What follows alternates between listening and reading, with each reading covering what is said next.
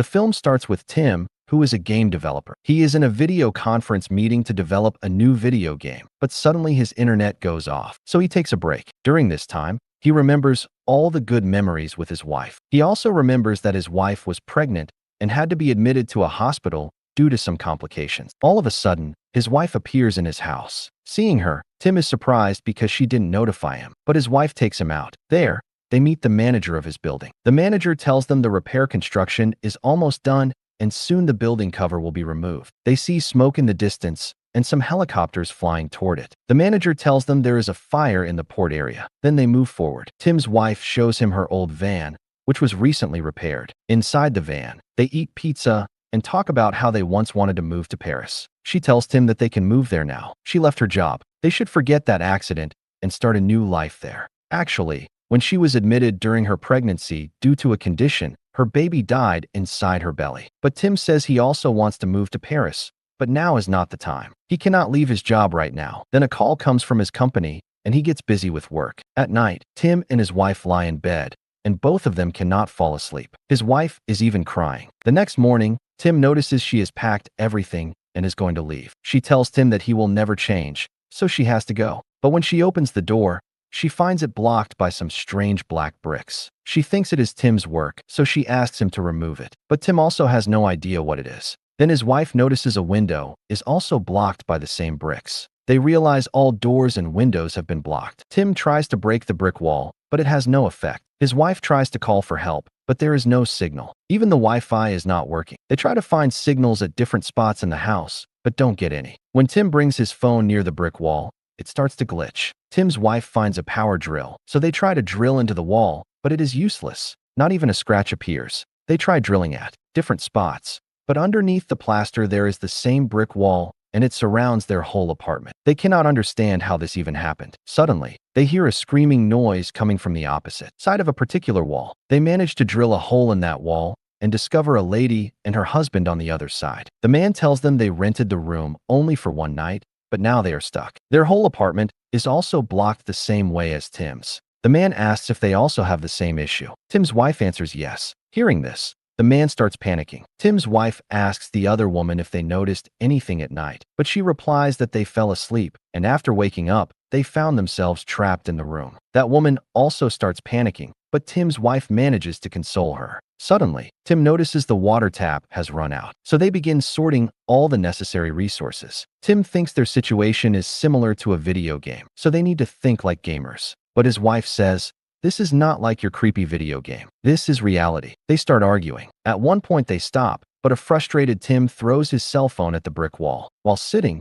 he notices something on the wall. Upon closer look, he sees a metal fragment stuck to it. He immediately understands that the wall has magnetic properties. His wife brings him a coffee and apologizes for the argument. But Tim takes the metal spoon and sticks it to the wall to show his wife the magnetic properties. So they gather all the small metal pieces throughout the house and stick them on the brick wall. Tim's wife notices the magnetic field forms 4 square shapes. But suddenly, all the metal pieces start to vibrate, and all of a sudden, they burst out toward them. Tim uses his own body to cover his wife, but some sharp pointed pieces pierce his back, injuring him. Then his wife helps remove those objects and treats his wounds. Suddenly, they hear the scream of a woman from the other room. They come near the hole and call out, but no reply comes. They decide to extend the hole. After some effort, they manage to enter the other room through it. Tim carries a bat, and his wife holds pepper spray. They check and find the lady lying beside the bed. Tim's wife helps her get up, while Tim looks for her husband. Suddenly, the man attacks Tim and throws him to the ground. Then Tim's wife comes to the rescue using the pepper spray. Tim tries to punish the man, but his wife comes between them to protect him. She vouches for him, saying he has no faults. The woman explains she fell from the bed because they had been drinking a lot the previous night. During the fight, the man's wrist gets fractured, so Tim provides first aid. Then the woman tells them about themselves. They are a couple,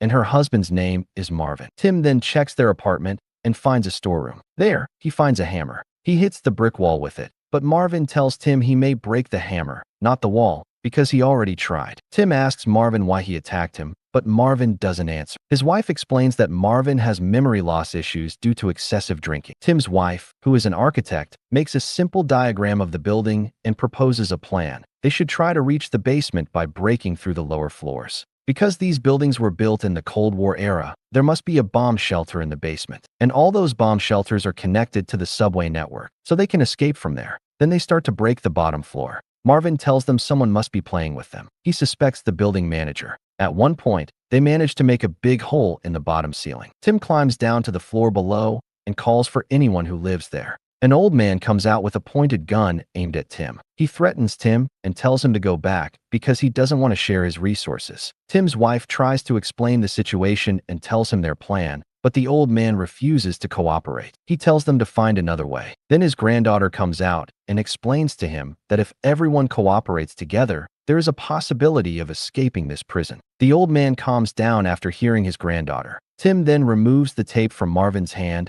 and tells him to help break the bottom ceiling of this floor. While breaking the floor, they find a device with a camera inside it. Tim asks the old man if he installed the camera, but the old man denies it. He says it must have been installed by the building manager. Marvin also finds another camera in a different place. Marvin proposes that they are part of a deadly game similar to Squid Game, and someone is playing with them while watching through these cameras. He suspects the building manager is the mastermind. Tim's wife says they should ask him, as he lives in the next room. So they break the wall and enter the next room. But they are all shocked to see that the manager is already dead. He has been murdered. Both of his wrists are missing, and blood is spread everywhere. Seeing this, Marvin's health deteriorates, so he goes to the washroom. Tim's wife also starts panicking. Tim tries to calm her down and tells her to wait outside. Then he checks the manager's phone and finds lots of photos of the black brick wall. Later, they resume breaking the bottom ceiling. Tim's wife shows him a news article about the fire breakout at the port. He thinks this incident may be related to their situation. Suddenly, the bottom ceiling breaks, and Tim,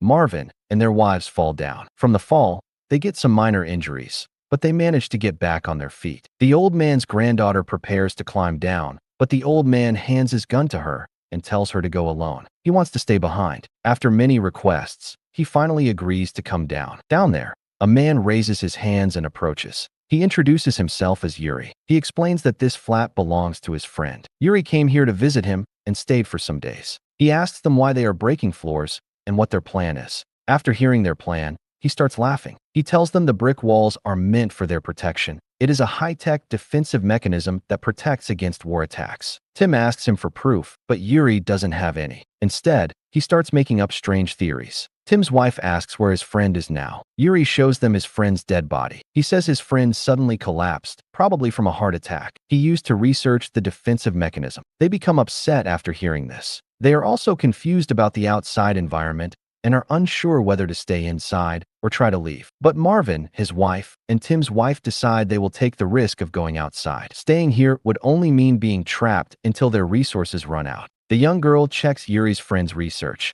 but Yuri warns her that the research is the reason for his friend's death. Nervous, she leaves the room and joins the group. Eventually, they manage to break through the last floor and reach the basement. There, they find a tunnel locked by a door. They break the door, but unfortunately, it is also blocked by the same indestructible brick walls. This kills their last drop of hope. Marvin loses control and starts hitting the wall with the hammer. Tim struggles to stop him, so the old man points a gun at Marvin's head. Marvin calms down for a moment, but then quickly grabs the gun and shoots at the wall. All the bullets stop midair near the wall and start vibrating. Tim understands the phenomenon and tells everyone to duck. The bullets rebound toward them, but the old man cannot move in time and is hit. His granddaughter rushes forward and asks for help from everyone. Marvin also comes to help, but the girl tells him to stay away. Unfortunately, the old man dies. Mourning his death, everyone gathers and sits together in Yuri's room. Marvin's wife suggests they must have some similar life events that connect them, so they should share them. She reveals that she almost died in childhood because of an accident. The young girl says her mother died of cancer. Yuri confesses he once killed a person when he was in the police. The girl angrily says they already know Marvin's nature.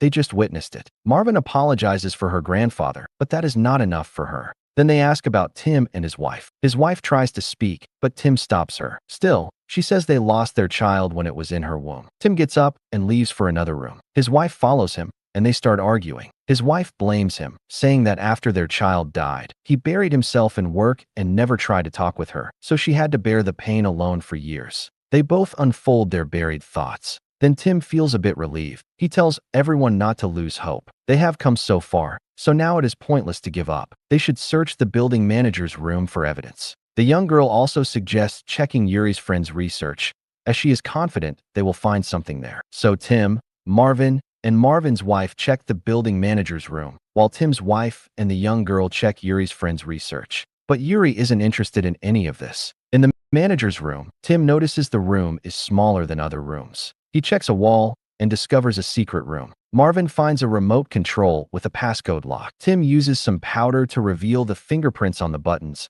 and they figure out a 4-digit PIN. Marvin's wife goes to bring the others. In Yuri's friend's room, Tim's wife finds his business card. He was working for a nanotechnology research-based organization. This company researched nanotechnology weapons and advanced defense systems, mainly to survive terrorism and war attacks. They ask Yuri about it. Yuri answers that his friend never talked much about his work. He only knew that his friend was a computer scientist. After some searching, they find a broken smartphone and a laptop. Yuri explains that his friend often threw things at the wall when he was frustrated. They also find a paper in the dustbin full of strange patterns and codes. They suspect these codes are connected to the brick wall. Yuri warns them that the outside is dangerous, and if anyone tries to open the wall, they will all be killed. Marvin's wife arrives and informs them about the secret room, so they all rush there, except the young girl, who decides to stay and continue searching. Tim tries different 4-digit PIN combinations and eventually manages to open the door.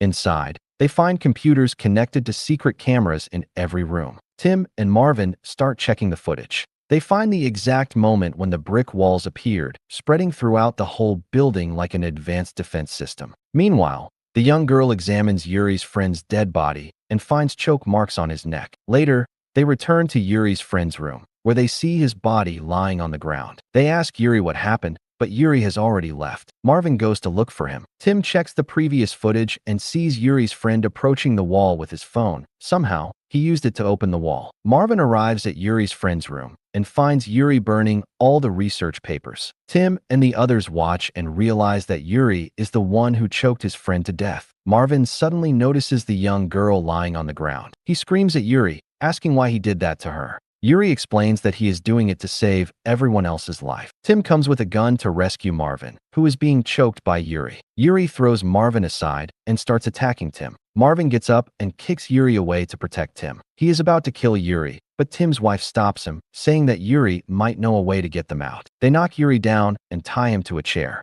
Everyone feels deep sorrow over the young girl's death. Marvin's wife realizes that the reason Yuri killed his friend was because he knew the way to escape. They start analyzing the codes from the burnt papers. Marvin's wife checks the CCTV footage for more information. They manage to recover some codes, which are a combination of patterns and Morse code, indicating the barriers of the brick wall. Tim's wife shows him the business card, and Tim recognizes the company where the fire broke out. Later, they interrogate Yuri about how his friend managed to open the wall. Yuri insists that the outside is dangerous and that they are safe here. Tim fires 3 warning shots and asks again if the company made this nanotech wall. Yuri tells them he only knows that the walls were made for an advanced defense system. Tim's wife asks why, if the outside is dangerous, his friend wanted to go outside. Yuri explains that his friend thought the defense system was accidentally activated because of the fire outbreak. Everyone tells Yuri that his friend was right and he was wrong, and they all believe this. Marvin's wife figures out that Yuri's friend had been doing some programming. He was building an app to open the brick wall, but Yuri had broken his phone and laptop. Tim tries to reassemble the phone and back up all the data. He connects the phone to a computer and starts the recovery process. Tim realizes that the locking mechanism works through phone flashes, meaning a specific frequency of electromagnetic pulses can open the brick door. Using the recovered data, Tim manages to build an app. They bring the phone near the wall and use the app. They try different pulses, and the wall starts to change its structure. It becomes more fluid. Marvin's wife puts her hand through it, but her hand gets stuck, and she starts feeling warm. She panics as the wall begins pulling her inside. Everyone tries to help by pulling her, but she keeps getting pulled further in. Suddenly, the wall returns to its original state, cutting off half of her body while the other half remains outside. Yuri starts laughing at them. Marvin has a psychotic breakdown and shoots Yuri, then also shoots himself. Now only Tim and his wife remain alive. They sit sadly in a corner, thinking everything is over.